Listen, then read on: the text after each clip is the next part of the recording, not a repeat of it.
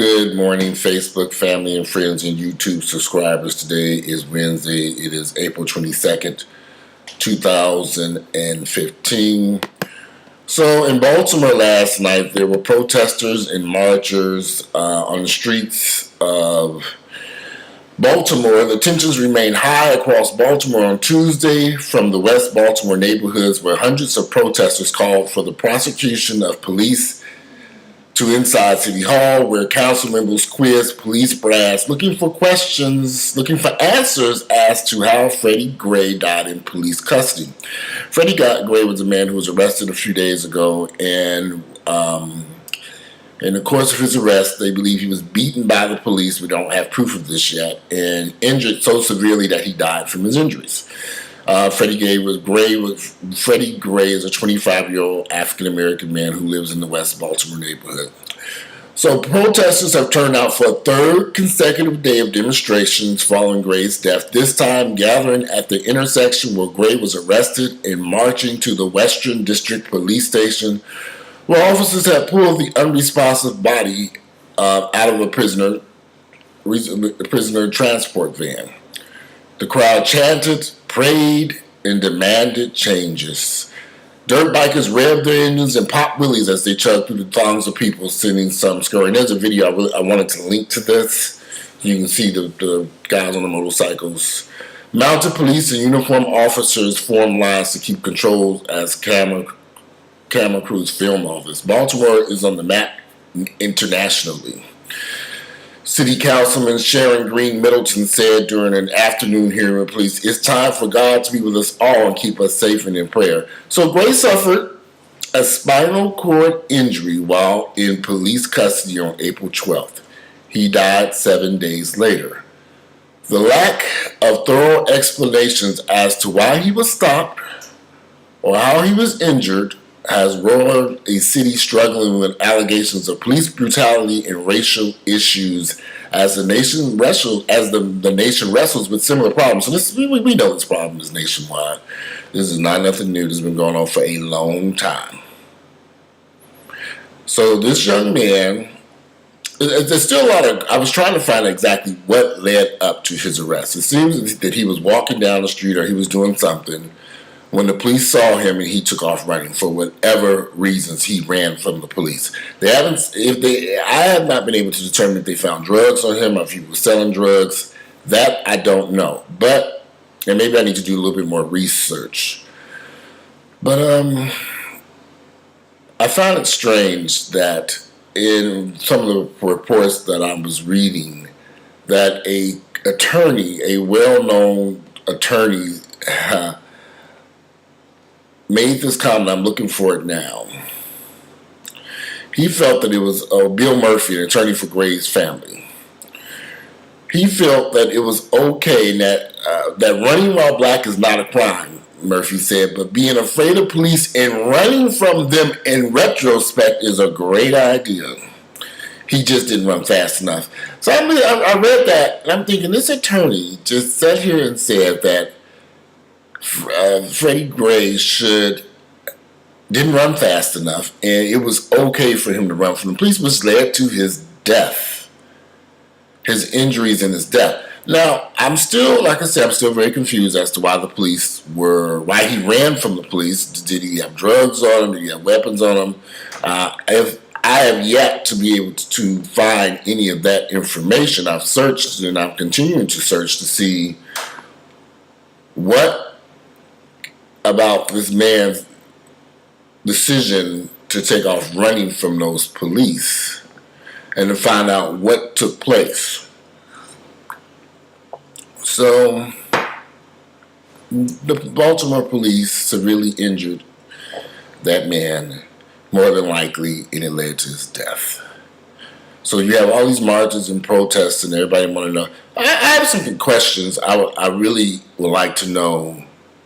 It seems to me as African Americans seem to want to protect the criminal element in our community. And I'm saying this again, just on the outside looking in. I don't live in Baltimore. I've never been to Baltimore other than driving through Baltimore on a couple of occasions. But I live here in Atlanta, and I see a lot of stuff here in Atlanta. Particularly, I see a lot of young men hanging out on the streets, selling drugs, doing all kinds of crazy stuff. And when the police show up, they run, or in large groups hide or jump in their cars and take off. And it creates this problem where the police are chasing them down in police cars or chasing them by foot. Because I mean, if you are going to participate in criminal activity, I don't necessarily know if it's a good idea to run from the police. And I'm saying this because we keep seeing incident after incident where the police have come in contact with these guys who are doing criminal activity of some sort. And the guys try to flee from the police or run from the police, or they end up getting injured. Now, of course, not all cases of police brutality have been African American men doing criminal activity. Some of these men have not been doing anything and were killed innocently, were killed by the police, and they were not guilty of any crime. But we can't continue to condone criminal activity in our communities. You say you want to change our communities. You all want to make our communities better places, but at the same time, we're going to allow criminals to continue selling drugs in our neighborhoods. And I'm not saying that this young man was doing that, because I really don't know. And I can say I'm going to have to do a little bit more research just to see what was taking place. But something, I mean, I'm not about to run from the police. I'm just not going to run. I'm not about to run from anybody. I'm just not going to. But I'm definitely not going to run from the police, especially if they think that I'm doing some type of criminal activity, whether I'm doing it or not. I'm not going to run, because this puts your life in danger. Now, everybody's marching and protesting for this young 25-year-old man, and I'm thinking we should have been marching and they should have been marching and protesting long before this young man died. Because, see, we seem to be losing our young African-American men to crime, drugs, the streets. But we're not marching and protesting about that. We're not marching and protesting to help these boys get jobs, to get an education, to graduate from high school, to go and do something positive with their lives. It's always after the fact. After the police have killed them, after they've been arrested, after they've been sentenced to life in a billion years in prison, then we want to say something. See, the marching and protesting we've got to start marching and protesting for these young kids in schools right now, because these young kids, particularly African American kids, boys need our help. Otherwise, we're going to have this situation repeated over and over and over and over. When does it change?